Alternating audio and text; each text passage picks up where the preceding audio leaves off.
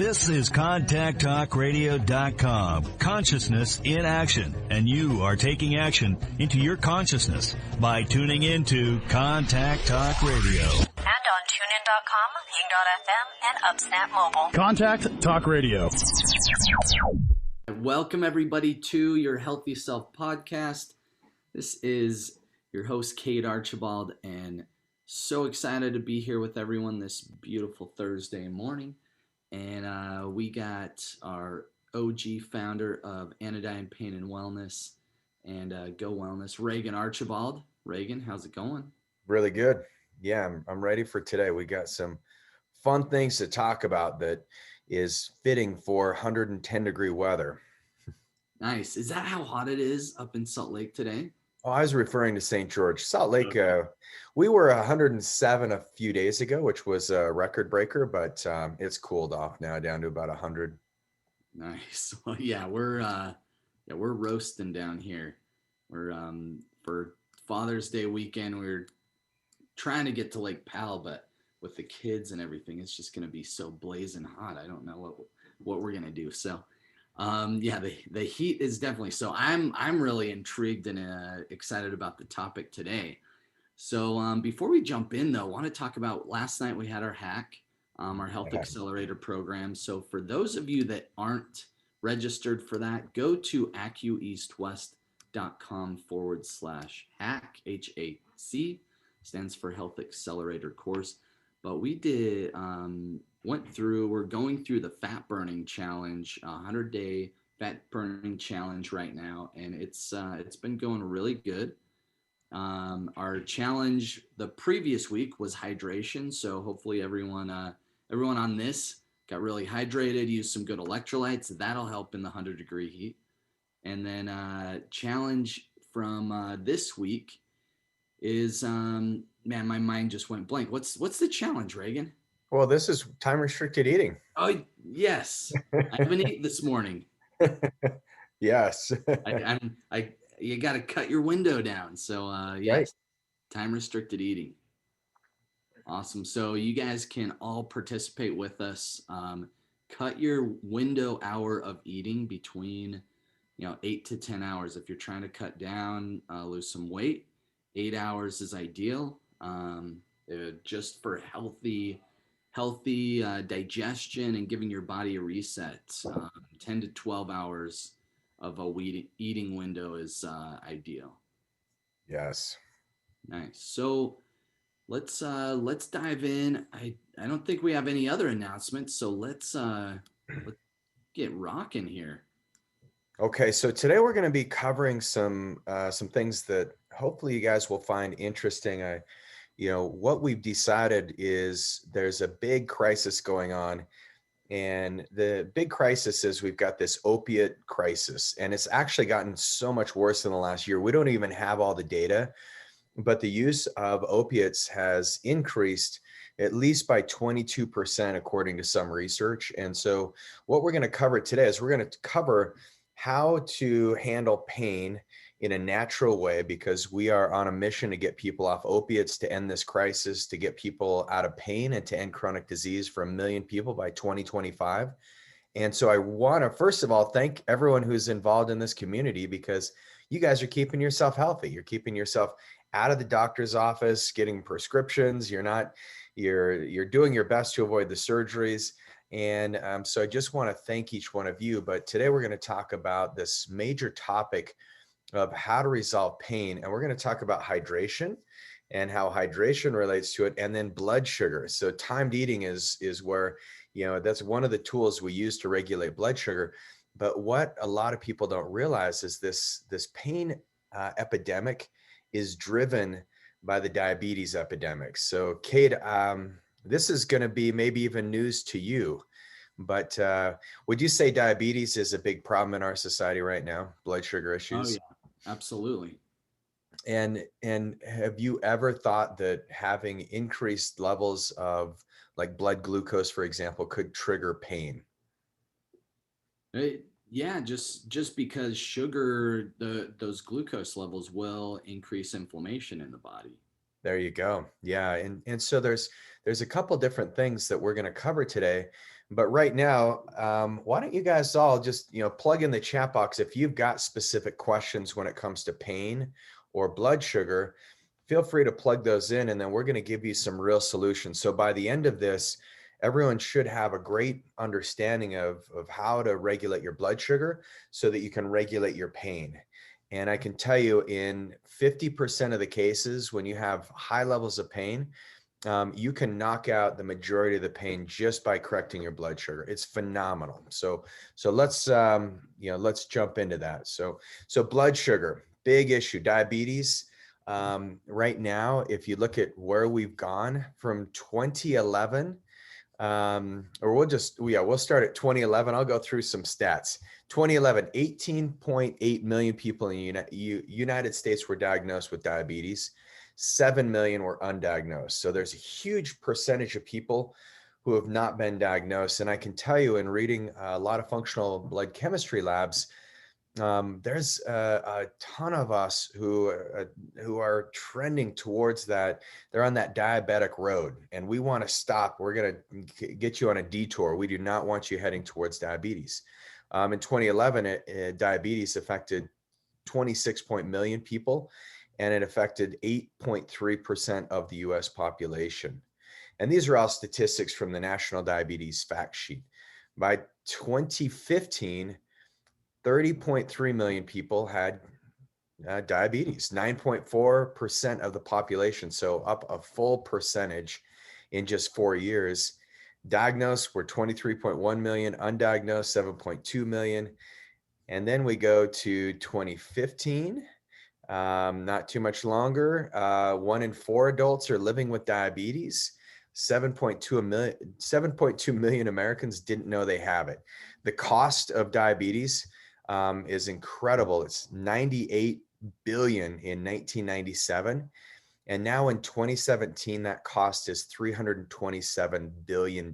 So the cost is not only in healthcare expenses, the 237 billion in healthcare expenses, but 90 billion in reduced productivity. So one of the big concerns is if we stay on this trend, Robert Ratner, he's the chief scientific and medical officer of the American Diabetes Association. He says it's important to note that while treating diabetes is expensive, it is the fact that the prevalence of this disease is increasing dramatically. Recent estimates project that as many as 1 in 3 American adults will have diabetes in 2050. These numbers are alarming and further highlight the need for our nation to address this epidemic. So diabetes, holy cow, that's pretty scary, isn't it, Cade? Yeah, that's wild.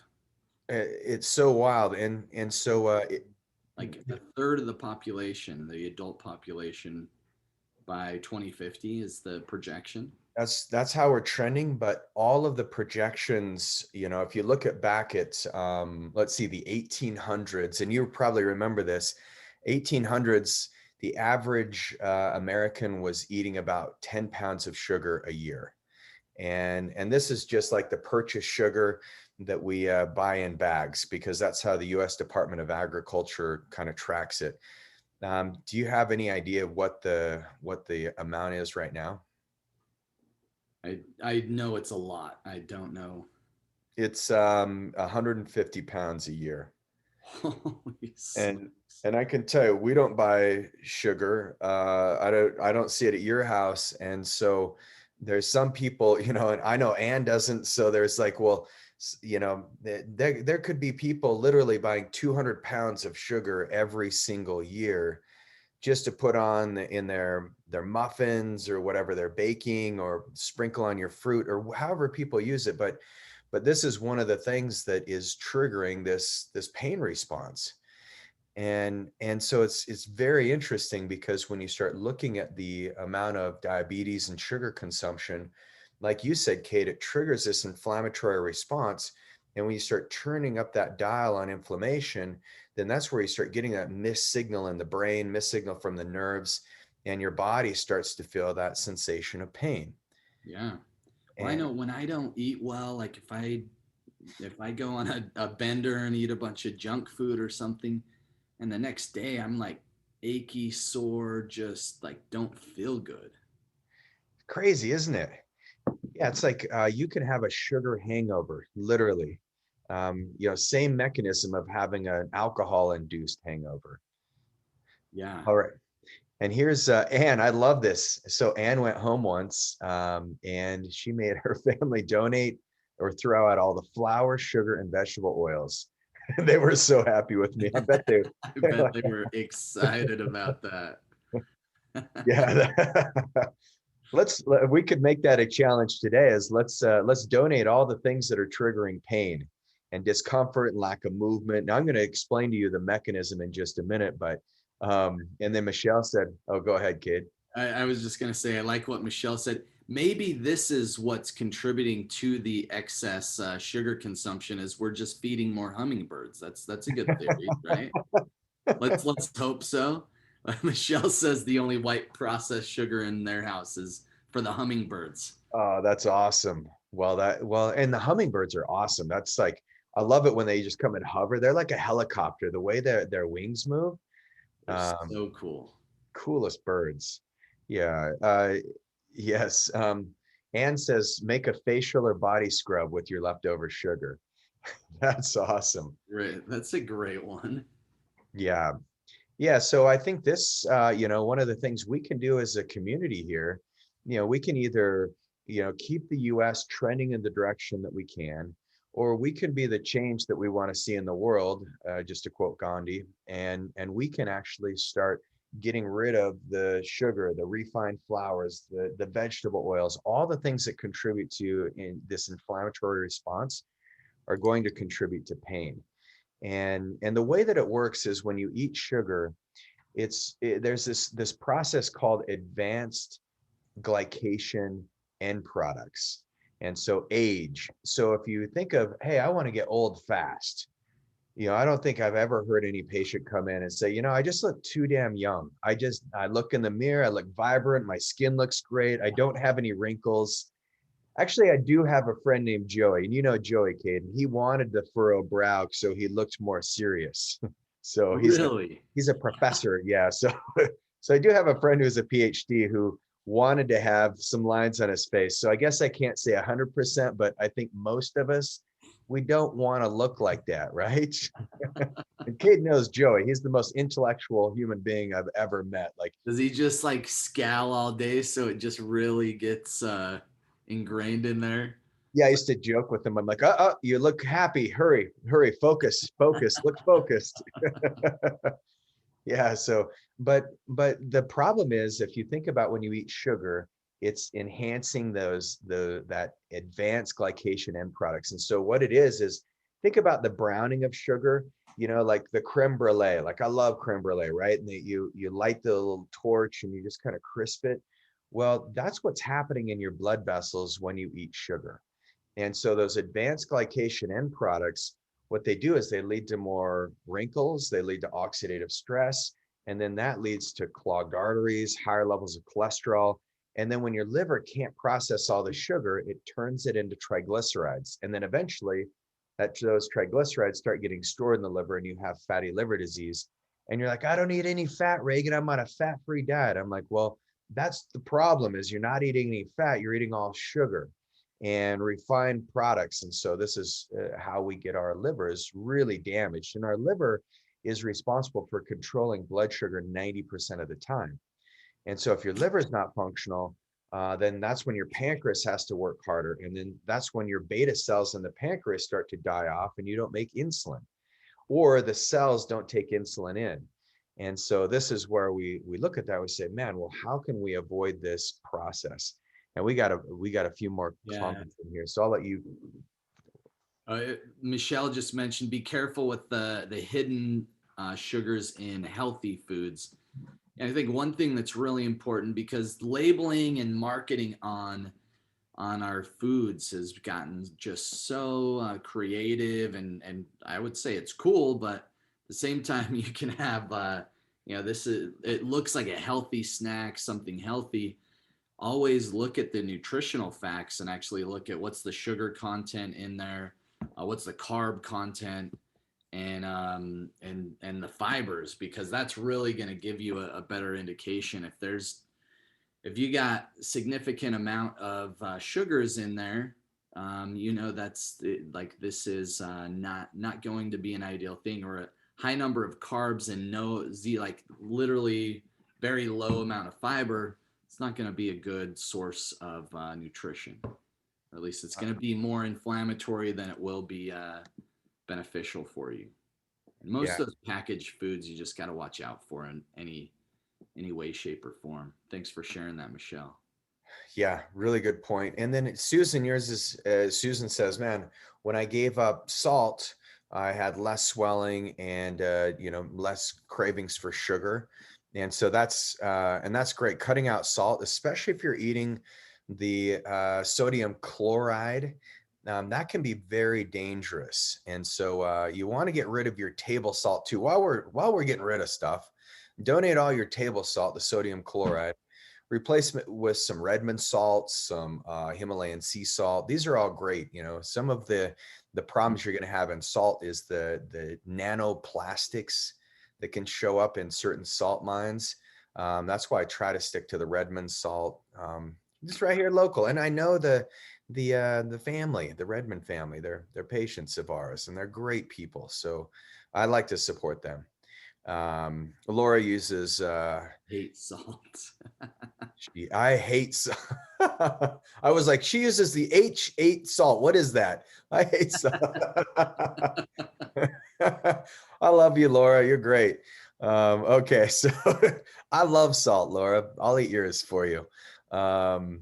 Yes, and gluten-free foods. Lynn, you bring up a really good point, is you can feel like something's super healthy. I'm like, oh, it's gluten-free, Cade. Why are you getting on my case? I mean, I'm eating healthy. Gluten-free, it's great. Yeah, and then you look at the label and it's like, man, I'd rather have you eat gluten than all the sugar and the refined processed foods that are in a lot of those. So that's a great point there. If it says paleo, our Paleolithic ancestors would have just gorged themselves on dates and fruits. I mean, they didn't have access to it. So even the paleo food, it can be labeled as paleo, still have a boatload of sugar in it. So yeah, you got to be careful with all this stuff. And then the keto food it can have all these weird sugar alcohols in it that just completely inflame your gut, similar to sugar. So basically, this is just is this turning into like kind of a bitch fest, Kate, or should I move on? It sounded like it. Okay. We're whining about a lot of things right now. Let's move on because we're just kind of telling you what is contributing to this massive epidemic in our society.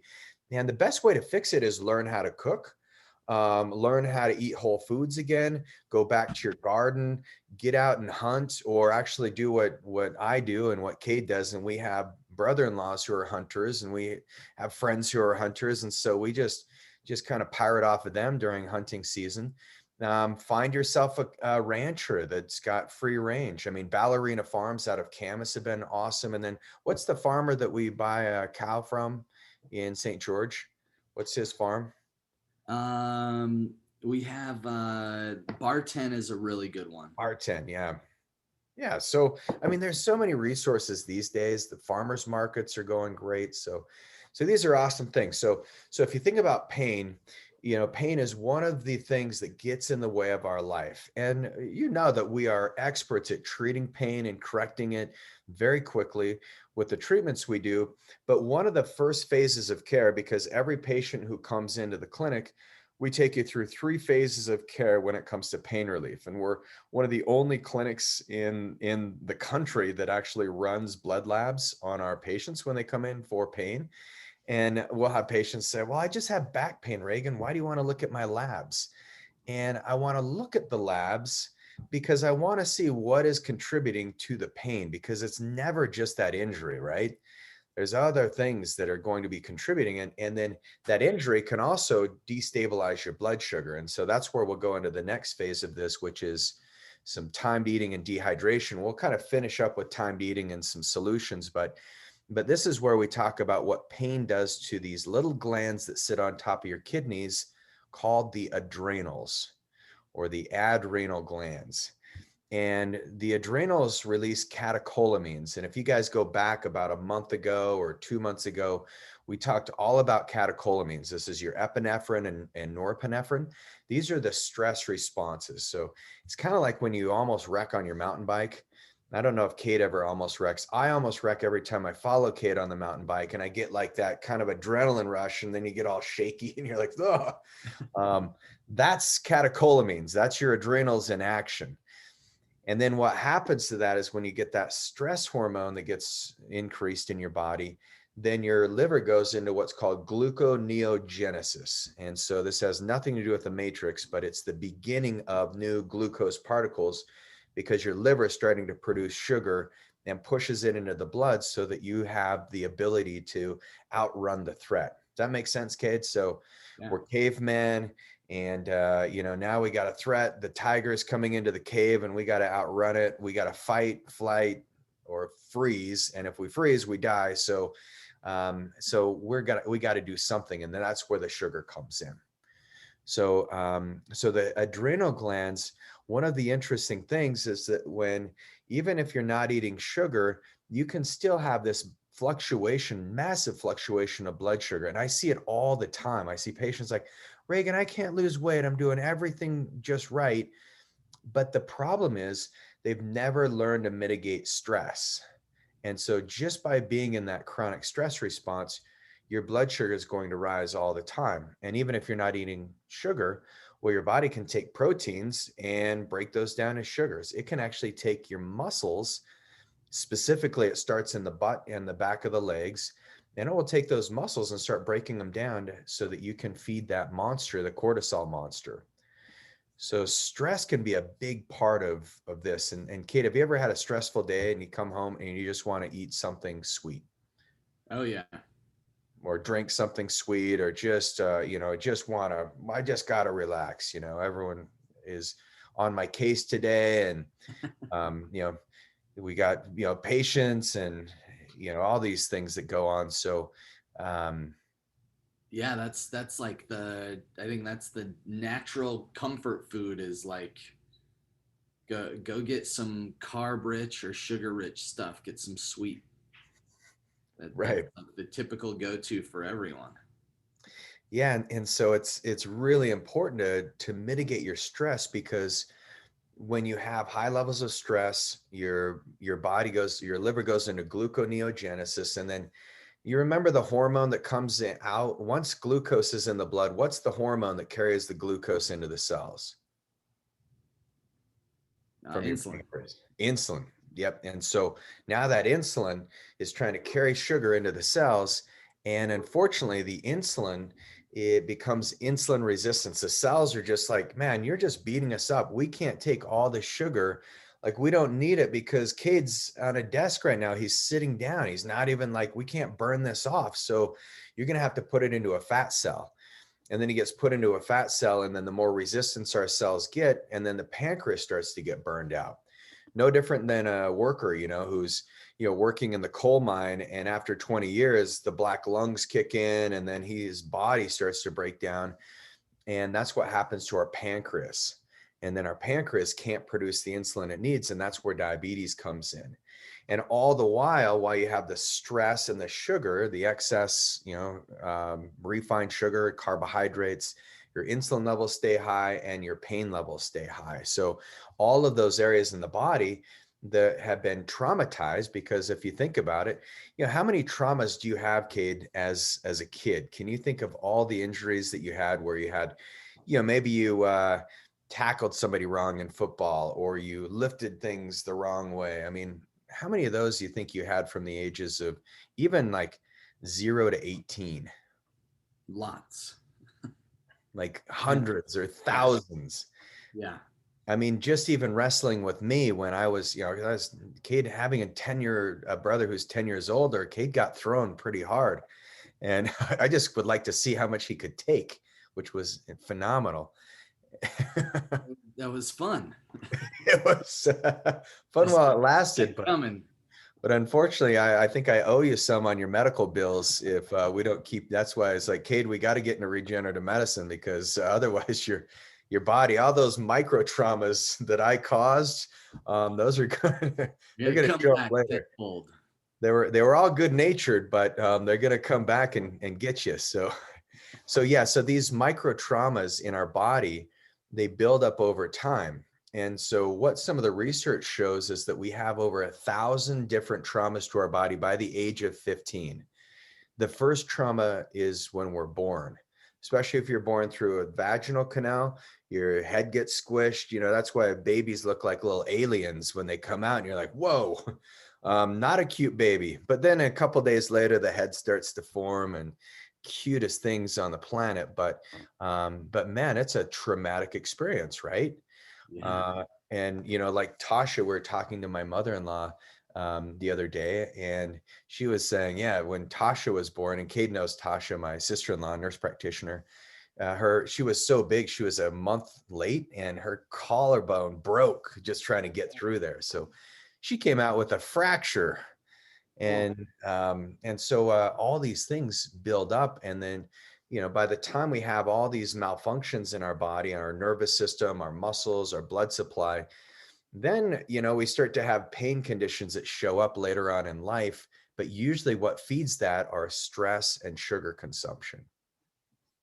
Wow. Yeah. So pretty interesting. So now how does this relate to hydrogen levels and hydration? So the biggest thing that the adrenals do is they regulate the movement of minerals in your body.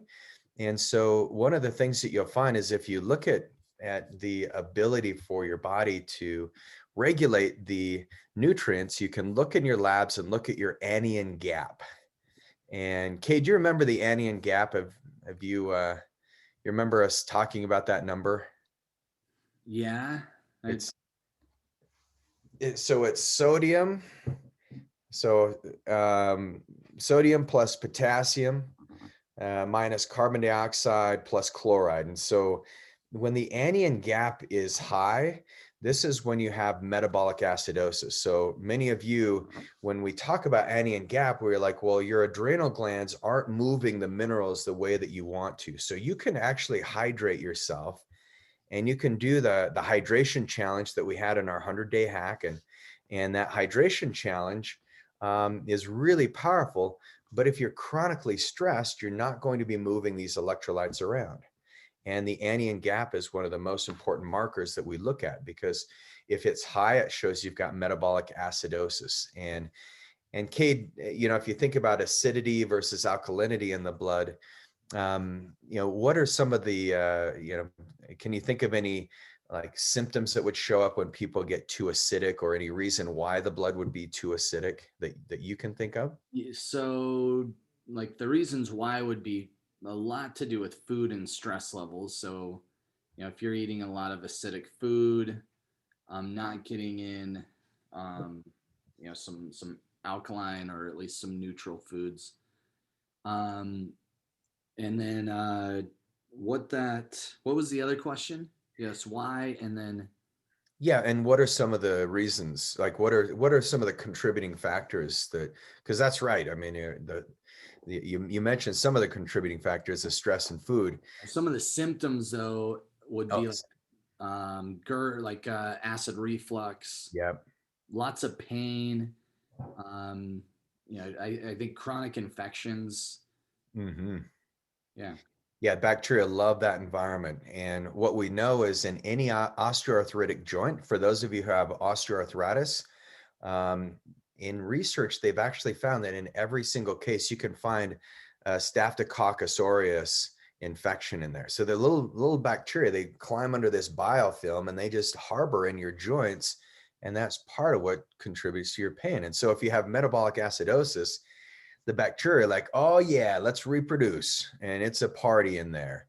And so and then that just inflames things even further. So looking at your anion gap could be really important.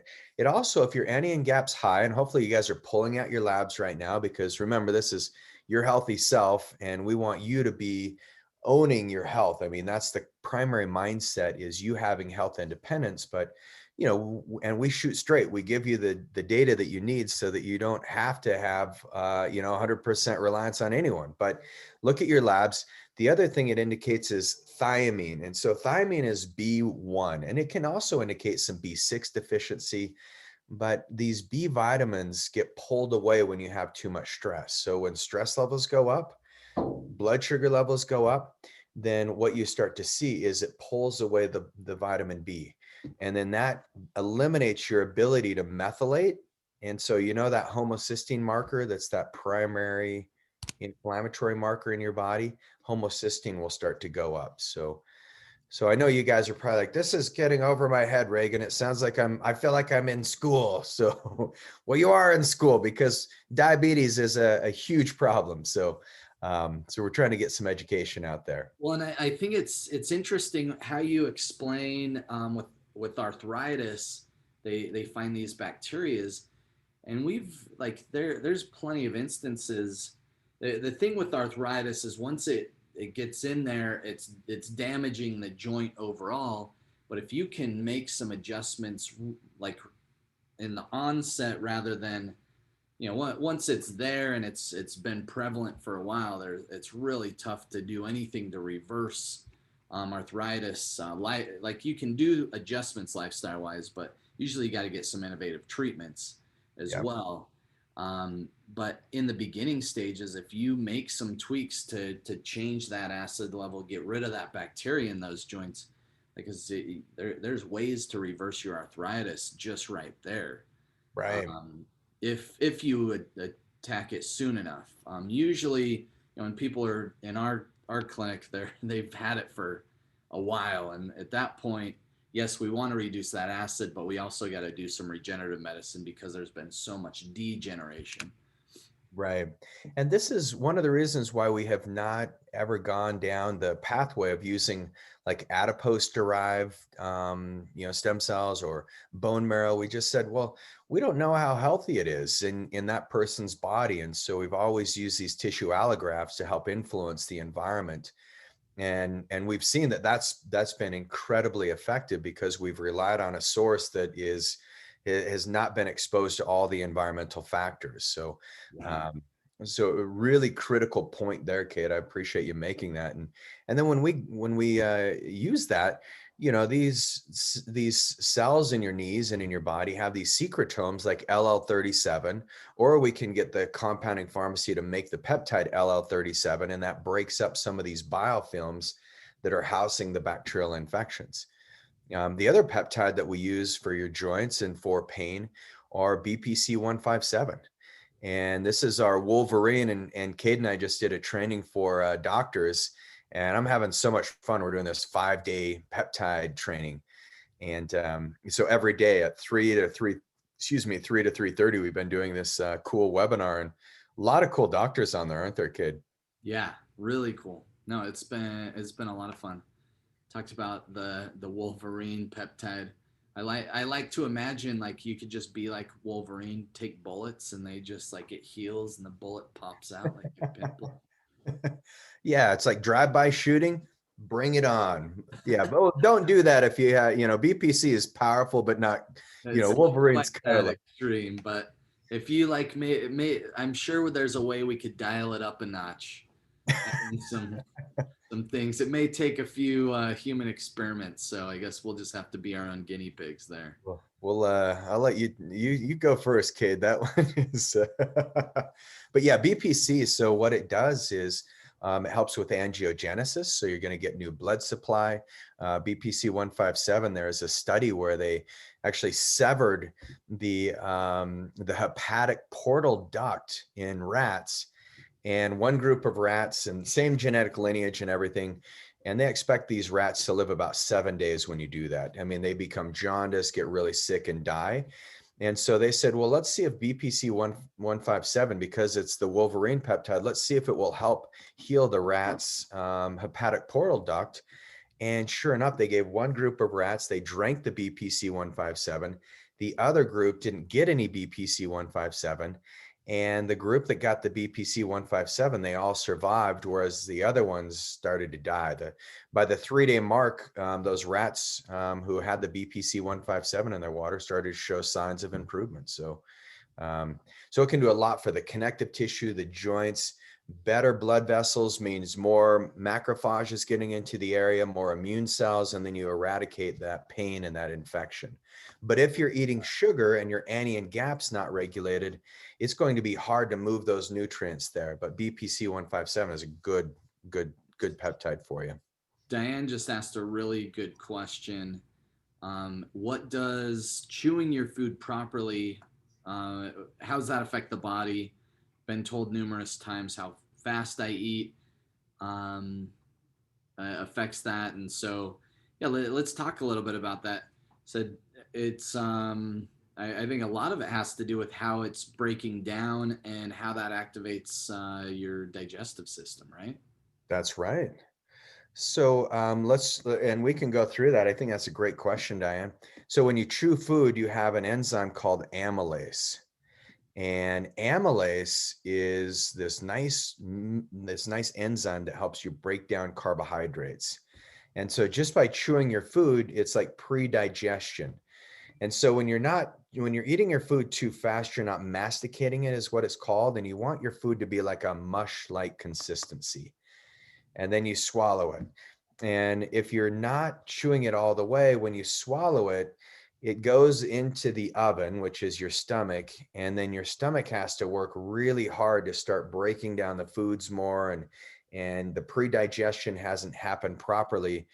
And then you have to cook the food longer. And sometimes you don't have the enzymes to break it down. And that's where you can get acid reflux, or it's a big contributor to SIBO, small intestine bacterial overgrowth. And so you swallow the food and then it doesn't get fully digested in your stomach. So then it gets putrefied and ends up in your small intestine.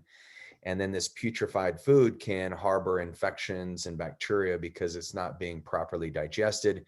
By the time it hits your large intestine, now you got all these imbalances in your gut. You got dysbiosis, inflammation, leaky gut. All these things can be completely mitigated just by chewing your food. Yes. All right. And that is what I had on my labs, Regan. Yeah. Yes. Yeah. So just slow her down. Diane's a hard charger in life, and we love Diane. So it's really hard when you have so many exciting things going on in life. You don't even want to take time to chew the food, but it's really good. Food's really tasty. You eat less of it when you spend some time chewing it. Awesome. And Susan said, book an appointment with Sarah. She works miracles. Yes. If you're in the Salt Lake area, I love Sarah. Like, she's just phenomenal. We have so many great practitioners. And so not only is Sarah our gut expert there, but she's just really powerful at treating pain and everything else. Okay. So should we continue on our hydration and mineral conversation? Okay. So BPC 157, LL37, these are great ways of correcting pain for good. And then as far as blood sugar goes, some of the things that you want to do is MOD-SC. MOD-SC has been studied, and they actually have done studies on adolescent kids because it's sad to say, but in certain ethnicities like Mexican American, African American, these kids are becoming more and more diabetic. Polynesians, I mean, that's huge. When you go to Hawaii, the obesity rates are out of control because of the American diet, the standard American diet. And so one of the studies that was done with MOD-SC, this is a mitochondrial derived peptide, they found that in every single case of these adolescent kids that took MOD-SC for a period of 3 months, they found that their blood sugar lowered. In many cases, they're able to get off insulin and diabetic medications. Their energy levels improved, and they all lost an average of about 30% of their body weight. So, less circumference in the waist, better fitness levels. I love MOD-SC. So for those of you who have blood sugar dysregulation and think that it may be contributing to your pain, which it would, MOD-SC is going to be one of the great peptides you can do. AOD 9604, that's growth hormone, one of the growth hormone fragment peptides, and that's another good one to regulate the diabetes that's going on. So those couple little tips for you guys. But let's jump into the minerals a little more. So, Cade, zinc. What do you know about zinc? What's important about zinc? What do I know about zinc? I just know it's good. It's great for the immune system. If you don't have enough, you're gonna feel crummy. If you have too much, it could cause some issues too. There you go. And do you know how to tell if you have a zinc deficiency? It's your fingernails, right? Right. Can And you you know that eating sugar, white dots? white dots, sugar actually depletes zinc in the body. Zinc gets pulled off from regular functions to take care of the blood sugar. What's that? Said I'm doing okay. Good. Yep. Everyone look at their fingernails. Okay. So far, so good. Great. Zinc is good for skin integrity. It's critical for tissue growth. So if you want to have healthy joints, you need healthy tissue. Helps with cellular transcription, translation, replication, and it prevents the oxidative damage to cell membranes.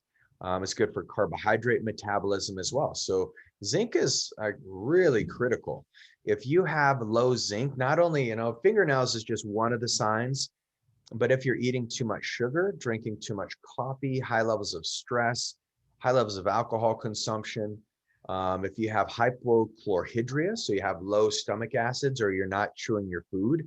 So not chewing your food, Diane, can give you a zinc deficiency. All these can be,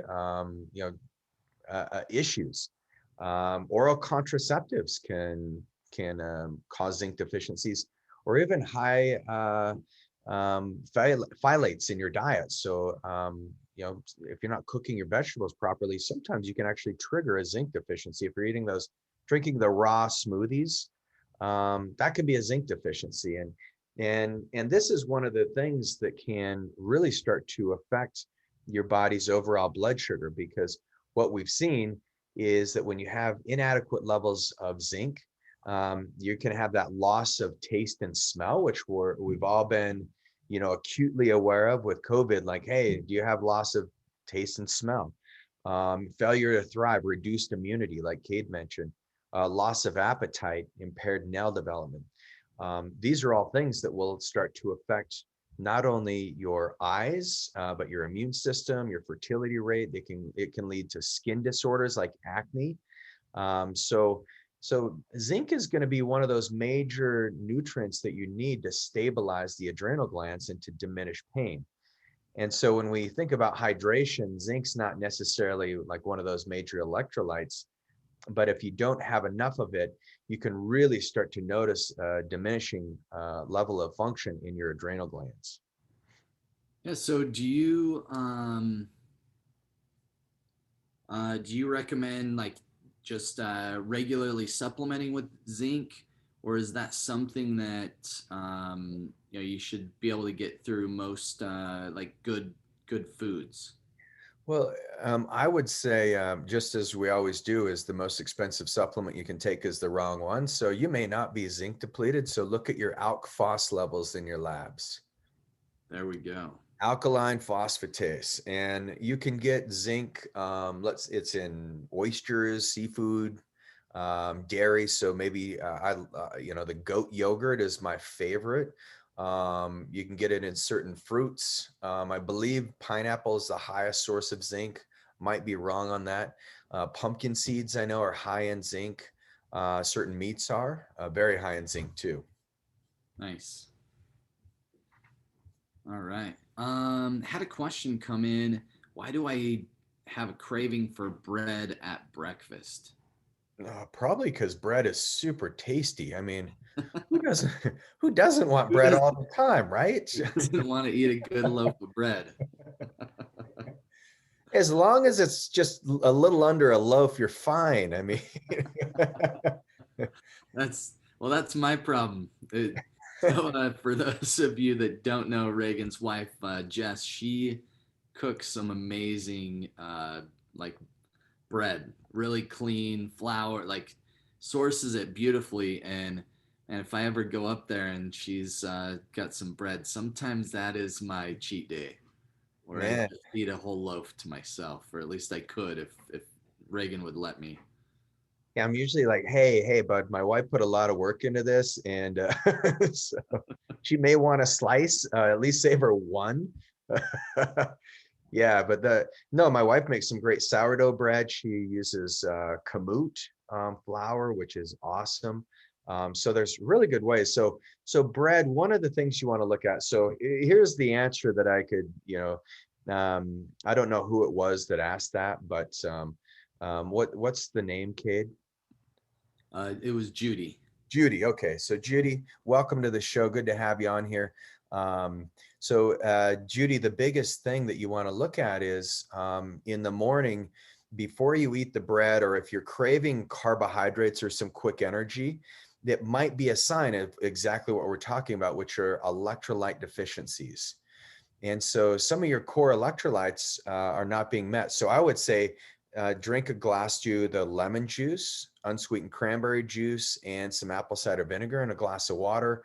Or if you have like our keto blend, don't get electrolytes that have sugar in it. That's if you see sugar, then you're like, okay, you're on the wrong track.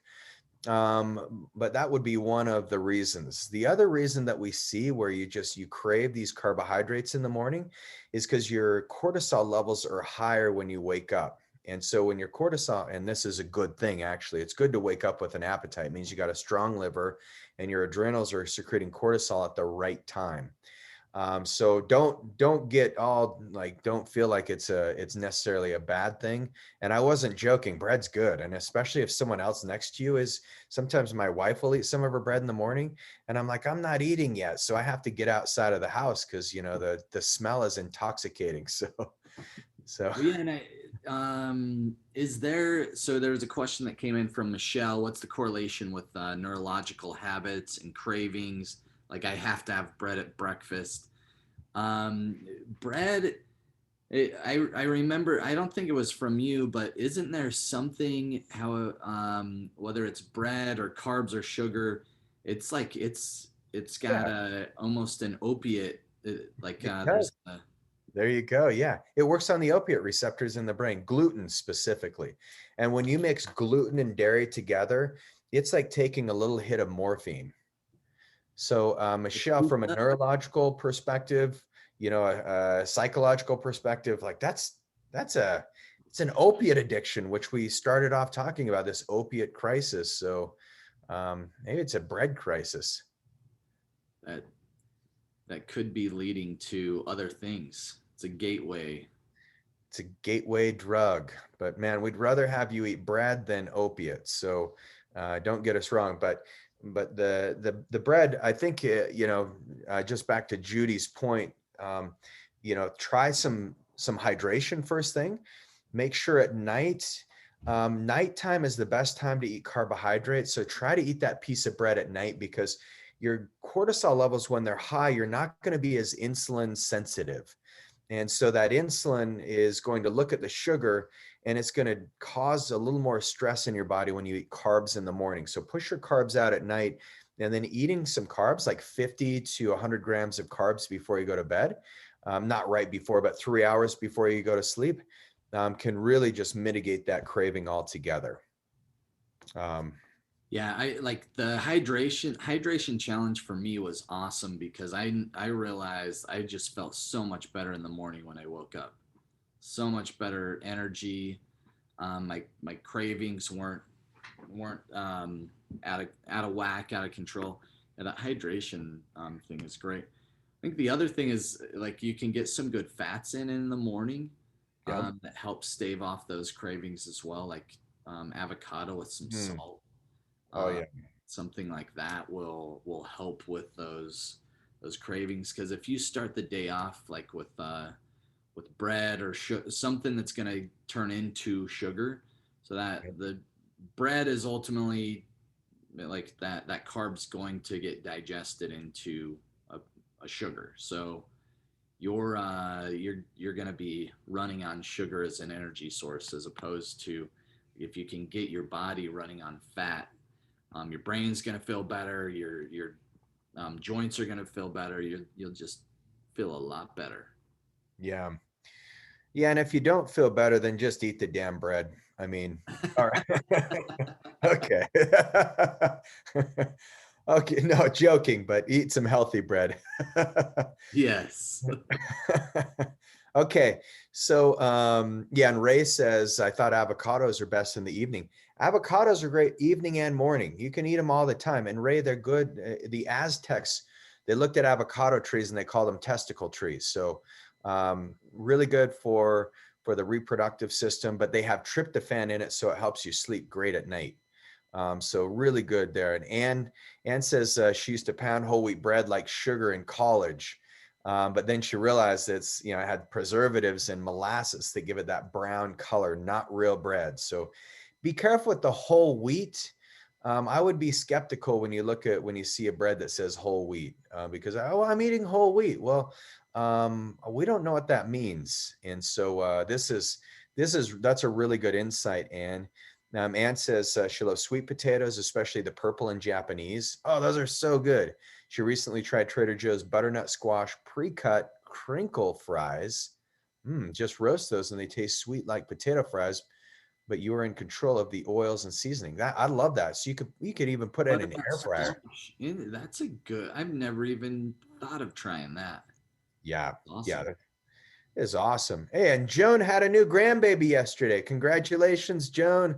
Woo! That's so exciting. Yeah, that's Yeah. awesome. Congratulations. Okay, so let's I wanted to finish off. Magnesium is the other mineral that really helps the adrenals, helps stabilize these sugar cravings, and great for pain levels.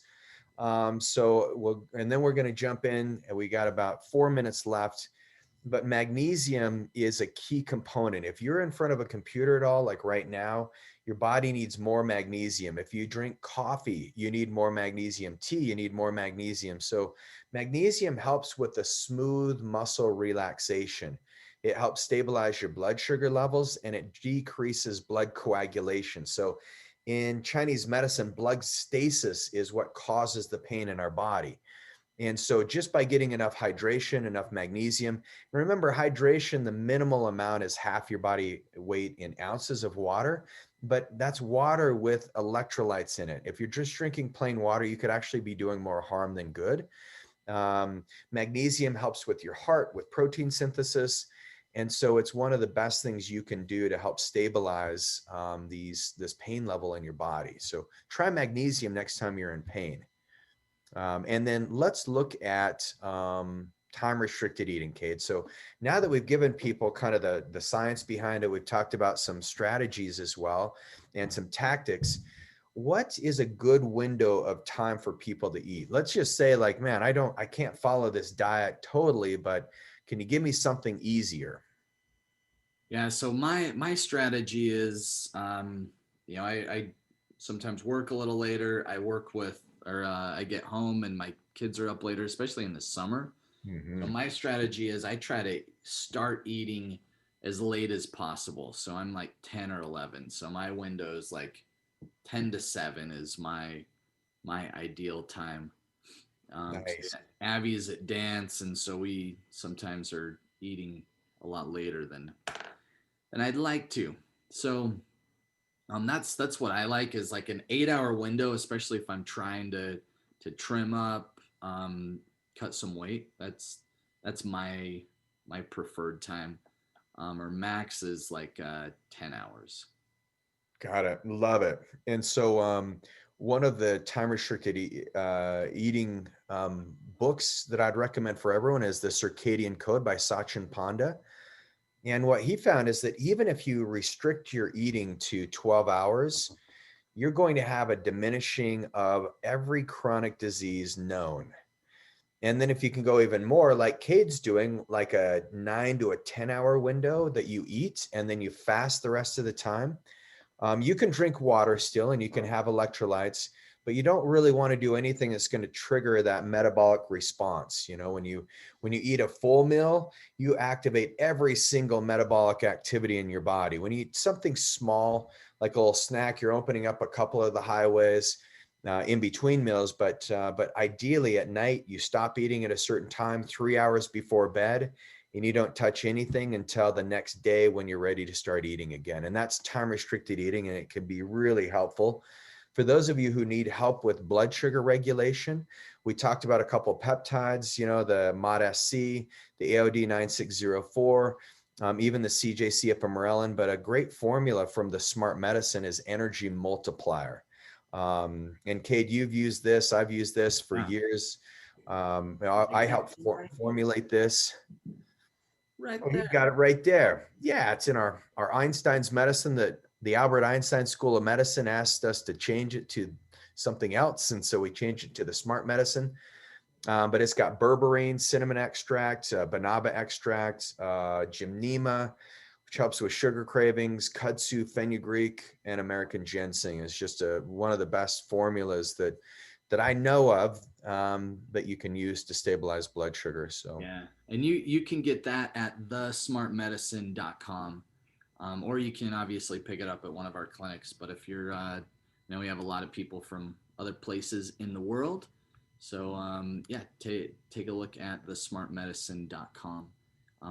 There some of the functionality is a little funky right now. We're working on a website overhaul. So if you have any problems with it, send me an email at cade@gowellness.com.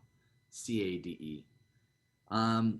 Awesome. Well, Regan, that was a great show. Hopefully you guys learned some really cool stuff on hydration, ways to get out of pain, and a fun conversation. So we'll see you guys same time, same place next week.